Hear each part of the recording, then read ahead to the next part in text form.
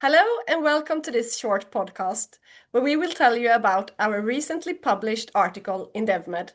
My name is Erika Cloodt. And I'm Elisabet Rodby-Bousquet. And together with our co-authors, we studied how upper limb range of motion changes over time in adults with cerebral palsy. We already know that many children with cerebral palsy lose range of motion in their upper limb as they grow. But what about adults? And to find out, we used data from the Swedish Cerebral Palsy Follow-up Program and National Quality Registry, CP-UP. We included nearly 1,400 adults with CP aged 16 to 76 years who were followed for up to 13 years. We measured passive range of motion in the shoulder, elbow, forearm, and wrist. And we related these changes to the Manual Ability Classification System, or MACS, which describes how people use their hands in daily life. So let's start with the shoulder.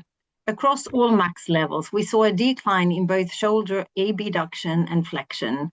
Adults in max level 1 had a greater initial range of motion and lost only about 15 to 30 degrees throughout adulthood, whereas in max levels 4 and 5, the initial range of motion was lower and the decline was steeper, around 40 degrees. So moving on to the elbow, people in max level 1 could often maintain full extension throughout adulthood. But in max level 4 and 5, elbow extension decreased by 25 to 40 degrees over time, leading to substantial contractures. And finally, for the wrist and forearm, we saw that supination and wrist extension were particularly affected at higher max levels. In max level 5, wrist extension declined by about 65 degrees across adulthood, and supination dropped by up to 30 degrees. So why does this matter? Because reduced range of motion can affect daily activities, participation, and independence. It may also increase pain and force people to rely on compensatory movements, which can overload other joints.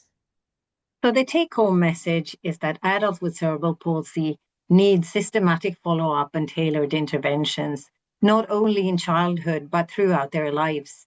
And this can include adaptations, assistive technology, and rehabilitation strategies to help maintain function and participation. Thank you so much for listening.